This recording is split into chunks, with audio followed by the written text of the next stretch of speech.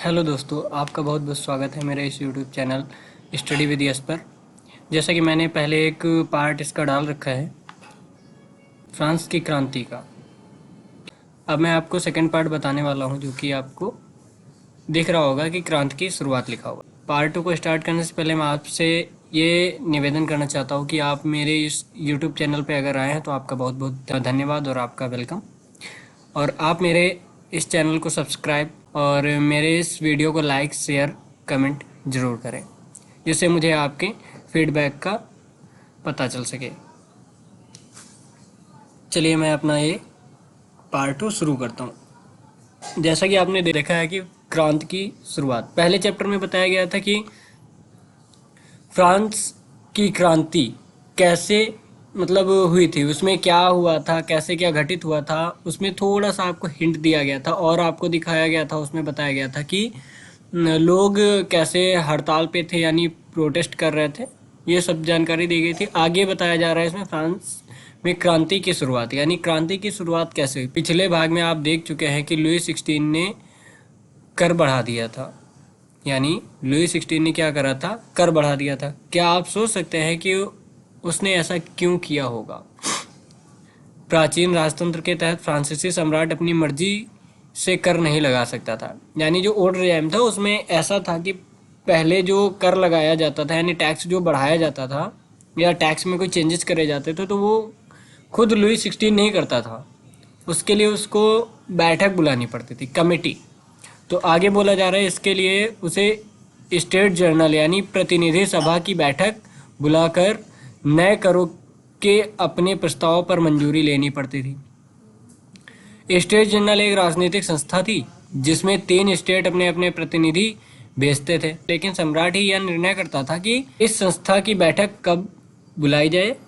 इसका अंतिम बैठक 1614 में बुलाई गई थी। कह रहे हैं कि इसको कर बढ़ाने या कर में कोई चेंजमेंट लाने के लिए एक प्रतिनिधि सभा की बैठक बुलानी पड़ती थी, और उस सभा की बैठक कब और कहाँ पे होगी वो ये निर्णय लेता था लुई 16।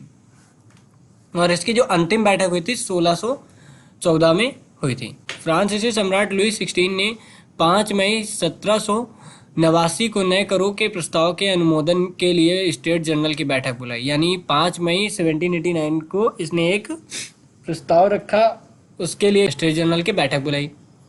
प्रतिनिधियों की मेजबानी के लिए वारसाए के एक आलीशान भवन को सजाया गया, यानी इनकी मेजबानी यानी इनकी खातिरदारी के लिए इसने क्या किया, भवन को आलीशान भवन को सजाया, यानी वारसाए जो था उसको काफ़ी ज़्यादा सजवाया गया। पहले और दूसरे स्टेट में इस बैठक में अपने 300 प्रतिनिधि भेजे, जो आमने सामने की कतारों में बिठाए गए, यानी पहले और दूसरे स्टेट के 300 लोग आए थे जो कि आमने सामने बैठे थे। तीसरे स्टेट के 600 प्रतिनिधि उनके पीछे खड़े हो गए, यानी तीसरे स्टेट के 600 प्रतिनिधि जो थे उनके पीछे खड़े किए गए। तीसरे स्टेट का प्रतिनिधित्व उसके अपेक्षाकृत समृद्ध एवं शिक्षित वर्ग कर रहे थे, यानी तीसरे स्टेट में ऐसा नहीं था कि सभी को बुलाया गया था। तीसरे स्टेट के वही लोग आते थे जो पढ़े लिखे थे और पैसे वाले थे। किसानों, औरतों एवं कारीगरों का सभा में प्रवेश वर्जित था, यानी इन लोगों को सभा में कोई भी प्रवेश नहीं मिलता था कि आप आकर के सभा में बैठेंगे और आप अपना निर्णय सुनाएंगे, ऐसा कुछ भी नहीं था। सिर्फ इसमें शिक्षित और समृद्ध लोग ही तीसरे स्टेट के जाते थे। फिर भी लगभग 40,000 पत्रों के माध्यम से उनकी शिकायतों एवं मांगों की सूची बनाएगी, यानी 40,000 पत्रों के माध्यम से इनकी एक शिकायत और इनकी जो मांगे थी तीसरे स्टेट की, उनकी सूची बनाएगी, जिसे प्रतिनिधि अपने साथ लेकर आते। जो तीसरे स्टेट के प्रतिनिधि थे उनके लोग जो थे अपनी मांगों और शिकायतों को लिख करके उनको दिया था, तो वो लोग लेके आए थे। स्टेट जनरल के नियमों के अनुसार प्रत्येक वर्ग को एक मत देने का अधिकार था, यानी 3 स्टेट थे। 3 स्टेट में क्या था कि पहले और दूसरे के 300 लोग थे, तीसरे स्टेट के 600 लोग थे। इनमें से पूरे लोग वोट नहीं करते थे कि 300 लोग वो हो गए और 600 लोग ये हो गए तो पूरे 1200 लोग एक एक वोट करेंगे, ऐसा नहीं था। वोट सिर्फ एक व्यक्ति करता था, चाहे कोई भी करे, यानी उसका जो लीडर होता था वही ज़्यादातर करता ही था वोट। कि इस बार भी लुई 16 इसी प्रथा का पालन करने के लिए दृढ़ प्रतिज्ञ था, यानी लुई 16 कह रहा था कि हम इसी प्रथा का ही पालन करेंगे और एक एक वोट कराएंगे। इसमें इसका बहुत फायदा होता था। परंतु तीसरे वर्ग के प्रतिनिधियों ने मांग रखी कि अब की बार पूरी सभा द्वारा मतदान कराया जाना चाहिए। यानी तीसरे जो स्टेट था उन लोगों ने कहा कि अब की बार पूरी सभा मतदान करेगी। वो पूरी सभा से एक एक लोग करेंगे वो गलत है, लेकिन अगर प्रत्येक लोग करेंगे तो वो सही रहेगा। मेरा कहने का मतलब ये था। तो कह रहे हैं कि जिनमें प्रत्येक सदस्य को एक मत देने का अधिकार होगा। यहाँ पे वही बात बोली गई कि प्रत्येक सदस्य वोट करेगा।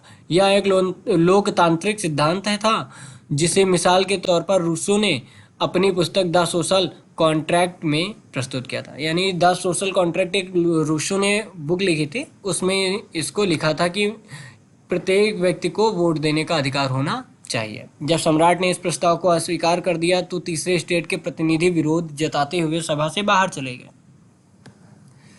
जब सम्राट यानी लुई 16 ने मना कर दिया कि प्रत्येक व्यक्ति को वोट देने का अधिकार नहीं दिया जाएगा, तो तीसरे स्टेट के लोग जो थे वो उठ के बाहर चले आए और प्रोटेस्ट करने लगे थे।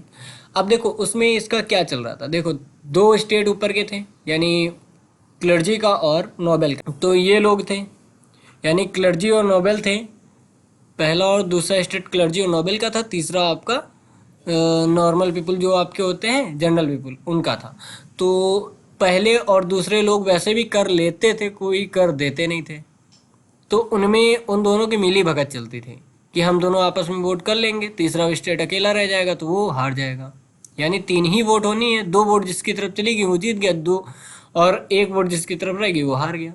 तो ये प्रथा उसकी थी लुई 16 की। लेकिन लुई 16 ने मना कर दिया था जब तीसरे स्टेट ने बोला कि हम ये नहीं करेंगे, हम चाहते हैं कि प्रत्येक व्यक्ति वोट दें। तो वहाँ पे उसने मना कर दिया, तब ये लोग उठ के बाहर चले। और इसका जो मतलब पुस्तक था रूसो का, रूसो ने इस पुस्तक में यानी द सोशल कॉन्ट्रैक्ट में इसका वर्णन किया हुआ है। तीसरे स्टेट के प्रतिनिधि खुद को संपूर्ण फ्रांसीसी राष्ट्र का प्रवक्ता मानते थे, यानी वे अपने आप को फ्रांस का प्रवक्ता मानते थे। 20 जून को ये प्रतिनिधि वारसाई के इंडोर टेनिस कोर्ट में जमा हुए। यानी 20 जून को ये लोग जमा हो गए कहाँ पे? इंडोर टेनिस कोर्ट में। उन्होंने अपने आप को नेशनल असेंबली घोषित कर दिया। अब देखो अपने आप को इन लोगों ने क्या कर दिया कि नेशनल असेंबली बना लिया कि हम लोग नेशनल असेंबली हैं। ठीक है, आगे बोलते हैं कि और शपथ ली कि जब तक सम्राट की शक्तियों को कम करने वाला सिद्धांत तैयार नहीं किया जाएगा तब तक असेंबली भंग नहीं होगी। यानी इन्होंने एक निश्चय ले लिया कि भैया देखो जब तक सम्राट की हम जो भी निरंकुश शक्तियाँ उन पे अंकुश नहीं पालेंगे तब तक हम क्या नहीं करेंगे, असेंबली को भंग नहीं करेंगे। उनका नेतृत्व मिराबियो और आबेसी कर रहे थे। ये लोग कौन थे? मिराबियो और आबेसी, ये लोग थे दूसरे और पहले स्टेट के लोग थे। आगे भी बताएंगे।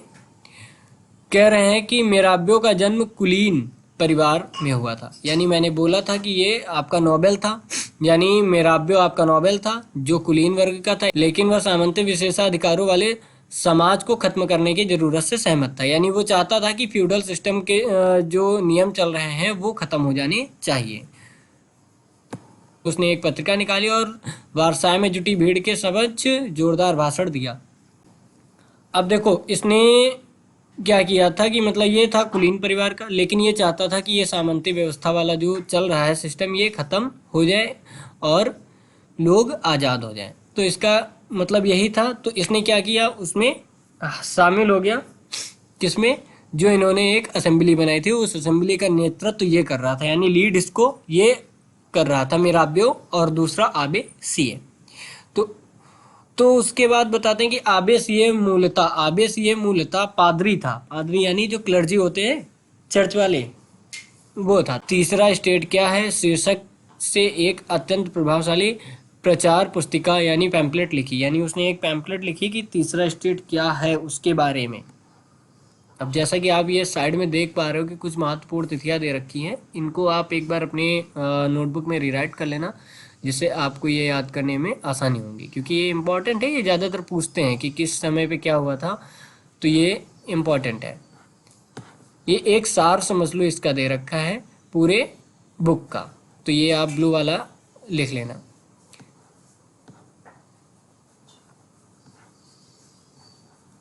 आगे बता रहे हैं, जिस वक्त नेशनल असेंबली संविधान का प्रारूप करने में व्यस्त थी, पूरा फ्रांस आंदोलित हो रहा था। जिस समय संविधान नेशनल असेंबली बना रहे थे, उस समय पूरे फ्रांस में आंदोलन छिड़ा हुआ था। कड़ाके की ठंड के कारण फसल मारी गई थी, यानी ठंड भी बहुत ज़्यादा थी जिस कारण फसल पूरी बर्बाद हो चुकी थी और पाव रोटी की कीमतें आसमान छू रही थी। यानी पाव रोटी जो इनके नॉर्मल लोग खाते हैं वो बहुत ज़्यादा महंगी हो चुकी थी। बेकरी मालिक स्थिति का फ़ायदा उठाते हुए जमाखोरी में जुटे थे, यानी बेकरी के जो मालिक थे वे इसका फ़ायदा उठा रहे थे कि जो आसमान छू रही थी रोटियां, इनकी पाव रोटी की कीमतें, उसका ये फ़ायदा उठा रहे थे। ठीक है। बेकरी की दुकानों पर घंटों के इंतजार के बाद गुस्साए औरतों की भीड़ ने दुकान पर धावा बोल दिया। दूसरी तरफ सम्राट ने सेना को पेरिस में जाने का आदेश दे दिया था। क्रुद्ध भीड़ ने, यानी क्रोधित भीड़ ने 14 जुलाई को बस्तिल पर धावा बोलकर उसको बर्बाद कर दिया कि कड़ाके की ठंड के कारण पाव रोटी की कीमतें आसमान छू रही थी, जिस कारण ये बेकरी के मालिक जो थे वो इसका फ़ायदा उठा रहे थे और बेकरी की दुकानों पर घंटों भीड़ में लगी औरतें जो थीं वो गुस्सा गईं और बेकरी को तहस नहस कर दिया। ठीक है। दूसरी तरफ सम्राट ने सेना को पेरिस में जाने का आदेश दे दिया और क्रोधित भीड़ ने 14 जुलाई को बस्तिल किले पर धावा बोलकर उसे बर्बाद कर दिया। देहाती इलाकों में गांव-गांव पर अफवाह फैल गई कि जहांगीरों के मालिकों ने भाड़े पर लठैतों लुटेरों के गिरोह बुला लिए हैं। यानी देहाती इलाकों में गांव-गांव या अफवाह फैल गई, जागीर मालिकों ने भाड़े पर लठैतों और लुटेरों के गिरोह को बुला लिया है जो पकी फसलों को तबाह करने निकल पड़े। कई जिलों में भय से आक्रांत होकर किसानों ने कुदालों और बेलचों से ग्रामीण किलों पर आक्रमण कर दिया। यानी उन्होंने क्या किया, जो लोग थे उनके पास यह अफवाह फैली कि लुटेरे जो आए हैं, लठैत आए हैं, वे फसल बर्बाद कर रहे हैं। इससे किसान भड़क गए और उन्होंने क्या किया कि कुदालों और बेलचों से ग्रामीण किलों पर आक्रमण कर दिया। उन्होंने अन्न भंडार को लूट लिया तथा लगान संबंधी दस्तावेज को जलाकर राख कर दिया। उन्होंने क्या किया, जो उनके पास चीज़ें थी, यानी कुछ भी, जैसे वो आपका आटा गेहूं दाल जो भी था उनके पास सब कुछ वो लूट ले गए और ऊपर से उन्होंने क्या किया, जो दस्तावेज थे वो भी जला डाले। यानी इन किसानों ने सब कुछ तहस नहस कर दिया। कुलीन बड़ी संख्या में अपनी जागीरें छोड़कर भाग गए। जागीर मतलब जमीन। ठीक है। कुलीन क्या हुए कि बड़ी संख्या में, ज़्यादातर जितने भी कुलीन थे वे सब छूट छाड़ के भाग गए। बहुतों ने तो पड़ोसी देशों में जाकर शरण ले ली। बहुत लोग ऐसे थे जो अपने देश को छोड़ के दूसरे देश में जाके शरण ले ली, वहाँ पे रहने लगे आराम से। ठीक है। अपनी विद्रोही प्रजा की शक्ति का अनुमान करके लुई 16 ने अंततः नेशनल असेंबली को मान्यता दे दी कि यह भी मान लिया कि उसकी सत्ता पर अब से संविधान का अंकुश होगा। यानी यहाँ पे जब देखा लुई 16 ने भैया ऐसा हो गया है कि जनता पूरी भड़क चुकी है, अब तो हमारा निपटना पक्का है, तो वो डर गया थोड़ा। जब डर गया तो उसने क्या किया कि भैया देखो, बोल दिया नेशनल असेंबली को कि यार जैसा भी तुम चाहोगे वैसा करो, लेकिन अभी फिलहाल मेरे प्राण बचा लो इस जनता से। ठीक है। तो उसने कहा जितनी तुम्हें मेरी शक्तियाँ छीननी है छीन लो, कोई दिक्कत नहीं, हमको भिखारी बनाना बना लो, लेकिन मुझे इस जनता से बचा लो वरना ये मार डालेगी। अंततः ये होता भी है, इसको मार भी दिया जाता है। 4 अगस्त 1789 की रात को असेंबली ने करों कर्तव्यों और बंधनों वाली सामंती व्यवस्था का उन्मूलन का आदेश पारित किया। यानी उन्होंने क्या किया कि 14 अगस्त 1789 की रात को जो कर और कर्तव्य बंधनों वाली सामंती व्यवस्था थी उनको खत्म कर दिया और उसके लिए एक आदेश पारित कर दिया। पादरी वर्ग के लोगों को भी अपने विशेषाधिकारों को छोड़ देने के लिए विवश किया गया। यानी पादरी लोग थे जो कर लेते थे, उनको भी विवश किया गया, भैया अब तुम ये कर लेना बंद कर दो वरना तुम्हारा भी सब कुछ खत्म कर दिया जाएगा। धार्मिक कर समाप्त कर दिया गया। यहाँ पे सबसे बढ़िया चीज़ यही हुई कि धार्मिक कर जो टैक्स लिया जाता है धर्म के नाम पे, वो खत्म कर दिया गया। अरे धर्म के नाम पे टैक्स लेना बहुत बड़ा गुनाह भी है एक तरीके से, क्योंकि लोग अपनी इच्छा अनुसार जो देना चाहते थे नहीं देना चाहते कोई बात नहीं, लेकिन ये यहाँ पे कर रहे थे, धर्म के नाम पे टैक्स ले रहे थे। ठीक है। आगे देखो, यहाँ पे बोलते हैं और चर्च के स्वामित्व वाली भूमि जब्त कर ली गई। यानी जितनी जगह भी चर्च बने हुए थे वो सारी भूमि यानी जमीन थी वो सब असेंबली ने अपने अंडर में ले लिया। इस प्रकार कम से कम 20 अरब लीब्रे की संपत्ति सरकार के हाथ आ गई। यहाँ पे यही इनका एक फायदा हुआ था कि 20 अरब की संपत्ति इनके हाथ लग गई थी कि हाँ अब मुझे कोई दिक्कत नहीं है, हम कर से भी मुक्त हैं, अपनी तरफ से आज़ाद भी हैं, कोई दिक्कत नहीं। अभी थोड़ा ही राहत इनको मिली थी कि बहुत सारी परेशानी आगे खड़ी हो जाती है इनके लिए। आगे अभी जब पढ़ोगे तो पता चल जाएगा आपको। आप कह रहे हैं फ्रांस में संवैधानिक राजतंत्र बन गया। फ्रांस एक संवैधानिक राजतंत्र बन गया, यानी अब ये संवैधान वाला राजतंत्र बन गया जहाँ पे संविधान चालू हो गया। अभी ये लोकतंत्र नहीं बना है, अभी ये संवैधानिक राजतंत्र बना है। लोकतंत्र में फर्क होता है, लोकतंत्र में लोगों के अकॉर्डिंग चला जाता है और संवैधानिक राजतंत्र में यानी जिस पे संविधान का अधिकार हो, राजा नहीं बदला जाता है, राजा होता है लेकिन उसमें संविधान का अधिकार हो जाता है। राजा की शक्तियों पे अंकुश लग जाता है कि भैया अब जितनी भी शक्तियां हैं तुम्हारी डिवाइड कर दी जाएंगी, अब तुम वही काम करोगे जो हम लोग कहेंगे, यानी असेंबली जो बोलेगी राजा वही करेगा। अब राजा को अपने अंडर में लिया गया है, तब ये बोला गया कि फ्रांस संवैधानिक राजतंत्र बन गया। ठीक है, तो आपका ये आता है कह रहे कि नेशनल असेंबली ने सन 1791 में संविधान का प्रारूप पूरा कर लिया। अब देखो संविधान का प्रारूप यानी जो संविधान बनाया जा रहा था वो 1791 में कंप्लीट हो गया। इसका मुख्य उद्देश्य था कि सम्राट की शक्तियों को सीमित करना, सम्राट की जो भी शक्तियां थी उनको एक सीमित कर देना। एक व्यक्ति के हाथ में केंद्रीकृत होने के बजाय अब इन शक्तियों को विभिन्न संस्थाओं जैसे विधायिका, कार्यपालिका एवं न्यायपालिका में बांट देना। ठीक है, लेजिस्लेटिव, एक्सिक्यूटिव और जुडिशरी में बांट देना, ये था इनका कहने का मतलब। ठीक है, तो इन्होंने क्या करा कि संविधान बना लिया 1791 में, ये इंपॉर्टेंट है लिखना है। संविधान बना लिया 1789 में। इनका एक मुख्य उद्देश्य था कि सम्राट की जो भी शक्तियां हैं वो सीमित कर दी जाए जिससे लोगों को दिक्कत ना हो। एक व्यक्ति के हाथ में केंद्रीकृत, मतलब केंद्रीकृत होने का मतलब ये होता है कि एक हाथ में सारी शक्तियां नहीं होनी चाहिए, बजाय अब इन शक्तियों को विभिन्न संस्थाओं विधायिका, कार्यपालिका एवं न्यायपालिका में विभाजित एवं हस्तांतरित कर दिया गया। यानी इनको दे दिया गया कि भैया आप 3 लोग हैं, 3 लोग अपना निर्णय जो भी सुनाना होगा। इनका अलग अलग कार्य भी था, न्यायाधीश का अलग कार्य, न्यायपालिका का अलग कार्य होता है यानी न्यायाधीश, कार्यपालिका का अलग कार्य होता है यानी सम्राट, विधायिका का कार्य अलग होता है यानी आपकी नेशनल असेंबली। ये तीनों अलग अलग हैं। न्यायपालिका न्यायाधीश होता है, कार्यपालिका सम्राट होता है, विधायिका आपकी नेशनल असेंबली होती है। ये याद रखना क्योंकि नीचे आपका डायग्राम बना हुआ है ब्लू से, आपको दिख रहा होगा, मैंने उतना ही लगा रखा है अभी। ठीक है, इस प्रकार फ्रांस में संवैधानिक राजतंत्र की नींव पड़ी है। इस तरीके फ्रांस में संविधान राजतंत्र की नींव पड़ गई कि वहां पे अब संविधान का क्या हो गया, कंट्रोल हो चुका है। ठीक है, कह रहे कि चित्र 7 में दिखाया है कि नई राजनीतिक व्यवस्था कैसे काम करती है। ये देखो दिखाया गया है कि नई राजनीतिक व्यवस्था कैसे काम करती है। ठीक है, तो आप इसमें कंफ्यूज मत होना, फिलहाल अभी आप इसको देख लो और अपना जब आगे पढ़ोगे तो खुद ही पूरा क्लियर हो जाएगी इसमें बोला क्या गया। लेकिन इसमें एक काम और कर दिया गया था। देखो प्रॉब्लम मैंने बोली थी कि अभी पूरी तरीके से खत्म नहीं हुई, तो यहाँ पे ये जो प्रॉब्लम दिख रही है ये नीचे सक्रिय और निष्क्रिय लिखा हुआ है, ये पार्ट आपको दिख रहा होगा ना, ये वाला। तो ये पार्ट जो भी है इसकी वजह से ही बहुत प्रॉब्लम खड़ी हुई थी। ठीक है, तो इसमें बोला गया है कि सक्रिय नागरिक कौन से होते हैं, मताधिकार प्राप्त लोग, यानी 2.8 करोड़ की जनसंख्या में लगभग 40 लोग वो सक्रिय थे, जिनको अधिकार था मत यानी वोट करने का, वो 40 लाख लोग थे। कितनी जनसंख्या में, 2.8 करोड़ यानी 28 मिलियन में।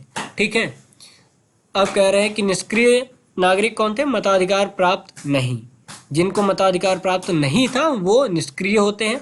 लगभग 30 लाख पुरुष, महिलाएं, बच्चे और 25 वर्ष से कम उम्र के व्यक्तियों को मताधिकार प्राप्त नहीं था। यानी इतने लोग ऐसे थे जिनको मताधिकार प्राप्त नहीं था। क्लियर हो। आगे बोला गया कि सन 1789 के संविधान ने कानून बनाने का अधिकार नेशनल असेंबली को सौंप दिया। यानी कानून जो बनाने का अधिकार था वो संविधान ने किसको सौंपा है, नेशनल असेंबली को दे दिया। जो संविधान बनाई गई थी उसने क्या किया कि नेशनल असेंबली अब सब कुछ करेगी, उसको दे दिया गया। तो नेशनल असेंबली अप्रत्यक्ष रूप से चुनी जाती थी। सर्वप्रथम नागरिक एक निर्वाचक समूह का चुनाव करते थे। सबसे पहले नेशनल असेंबली को अप्रत्यक्ष रूप से चुना जाता था। फिर सर्वप्रथम नागरिक एक निर्वाचन समूह का चुनाव करते थे। नागरिक क्या करते थे, एक निर्वाचक समूह, जो आपका निर्वाचक यानी जो आपका वोटिंग करा है उसका एक समूह चुनाव करते थे, जो पुनः असेंबली के सदस्यों को चुनते थे, यानी जो दोबारा से असेंबली को चुनते थे। सभी नागरिकों को मतदान का अधिकार नहीं था। 25 वर्ष से अधिक उम्र वाले केवल ऐसे पुरुषों को ही सक्रिय नागरिक का दर्जा दिया गया था जो कम से कम 3 दिन की मजदूरी के बराबर कर चुकाते थे। अब देखो यहाँ पे कर अभी भी चल रहा था, ये टैक्स जो बंद हुआ था वो राज्य वाला अभी बंद नहीं हुआ था, सिर्फ और सिर्फ धार्मिक टैक्स बंद किया गया था, इसको बंद नहीं किया गया था। इसमें अब सभी लोग टैक्स देने लगे थे, चाहे वो कुलीन हो, चाहे पादरी हो, चाहे आपका थर्ड स्टेट का ही व्यक्ति क्यों ना हो, सभी अब इसमें टैक्स देने लगे थे। तो इसमें बोला क्या गया है, 25 वर्ष से अधिक उम्र वाले केवल ऐसे पुरुषों को ही सक्रिय नागरिक का दर्जा दिया गया था जो कम से कम 3 दिन की मजदूरी के बराबर कर चुकाते थे। जो 3 दिन की मजदूरी जितनी होती है उतना कर दे देते थे, उन्हीं को सक्रिय नागरिक का दर्जा मिलता था। ऐसे पुरुषों और महिलाओं को निष्क्रिय नागरिक के रूप में वर्गीकृत किया गया था।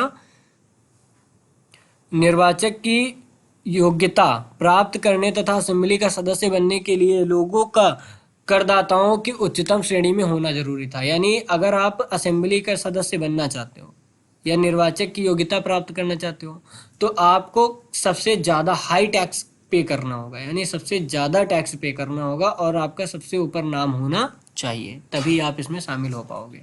इनका कहने का मतलब ये था। तो कह रहे हैं कि संविधान पुरुष एवं नागरिक अधिकार घोषणा पत्र के साथ शुरू हुआ, यानी संविधान जो शुरू हुआ पुरुष एवं नागरिक अधिकार घोषणा पत्र के साथ शुरू हुआ था।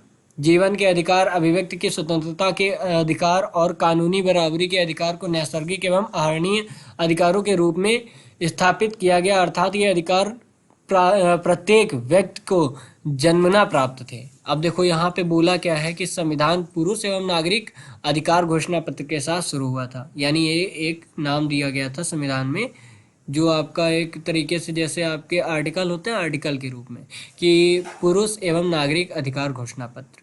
इसके अंतर्गत क्या था, जीवन के अधिकार, ठीक है, अभिव्यक्ति की स्वतंत्रता के अधिकार और कानूनी बराबरी के अधिकार, इनको नैसर्गिक एवं आहरणीय अधिकार के रूप में स्थापित किया गया था। यानी जीवन का अधिकार, यानी वो स्वतंत्र है। जीवन का अधिकार होने का मतलब कि पहले होता था कि लोग गुलामी करते थे, अब गुलामी नहीं करेंगे। अभिव्यक्ति की स्वतंत्रता, यानी वे कुछ भी करें, आराम से रहे, जैसे रहना है उसका मन जो भी करने का वो करे। कानूनी बराबरी के अधिकार, यानी कानून के अकॉर्डिंग सभी लोग उसके लिए बराबर होंगे, यानी चाहे वो बड़ा हो चाहे छोटा हो, उससे कोई मतलब नहीं है, उसके पास कितना पैसा, उसके पास नहीं है पैसा अगर, तो उससे कोई मतलब नहीं है, कानून के लिए सभी एक जैसे होंगे, ये कहने का मतलब था। को नैसर्गिक आहरणीय अधिकार के रूप में स्थापित, नैसर्गिक यानी नेचुरल, और आहरणीय यानी जिनको हम हरण ना कर सके, यानी राजा जिनको हरण ना कर सके, जिनसे अधिकार छीन न सके, उसके रूप में स्थापित किया गया था। ये अधिकार प्रत्येक व्यक्ति को जन्मना प्राप्त थे। ये अधिकार जो थे प्रत्येक को जन्मना प्राप्त थे, यानी अब ऐसा नहीं था कि पहले जन्म हुआ था लोगों का तो लोग क्या करते थे, उनको जन्मना अधिकार नहीं प्राप्त थे कोई भी, अब ये जन्मना अधिकार प्राप्त करवा दिया गया कि ये अधिकार अब तुम्हारे हैं, पहले ऐसा नहीं था और इन अधिकारों को छीना नहीं जा सकता था। मैंने यही बोला, आहरणी का मतलब कि छीना नहीं जा सकता। राज्य का यह कर्तव्य माना गया कि प्रत्येक नागरिक के नैसर्गिक अधिकारों की रक्षा करे, ऐसा बोला गया। किसको, राज्य को, राज्य यानी जो राजा होता उनका, उनको बोला गया कि भैया अब आप प्रत्येक नागरिक के नैसर्गिक यानी जो नेचुरल राइट्स हैं उनको आप क्या करोगे, सुरक्षित रखोगे, उनको आप छीनोगे नहीं। उनका कहने का मतलब ये था। ठीक है, तो आपका आज का सेशन यहीं तक रहा। इसके आगे का थर्ड जो भी है आपका, फ्रांस में राजतंत्र का उन्मूलन और गणतंत्र की स्थापना, ये मैं आपको नेक्स्ट वीडियो में समझाऊंगा, क्योंकि चैप्टर काफ़ी बड़ा है, इस वजह से मैं इनके पार्ट बना करके डाल रहा हूँ। ठीक है, अगर कोई भी चीज़ ना समझ में आए हो तो आप कमेंट में मुझसे पूछ भी सकते हैं। आपका बहुत बहुत धन्यवाद, आप मेरे इस वीडियो को पूरा देखें, जिससे आपको ये पूरा चैप्टर समझ में आएगा। अगर कोई भी मुझसे गलती हो तो आप हमें क्षमा कर सकते हैं। धन्यवाद। ज़्यादा से ज़्यादा मेरे इस वीडियो को शेयर करें और लाइक भी करें, कमेंट भी करें। अगर कोई भी आपको डाउट होता है तो आप मेरे कॉन्टैक्ट नंबर से मुझे संपर्क कर सकते हैं, मुझे व्हाट्सएप पे आप मैसेज कर सकते हैं, जिससे मैं आपका डाउट पूरा क्लियर कर दूंगा। इसका थर्ड पार्ट मैं नेक्स्ट डे इस पे यूट्यूब चैनल पे अपने डाल दूंगा, जिससे आप वो भी देख लेना और आगे का पार्ट ये समझने की कोशिश करना।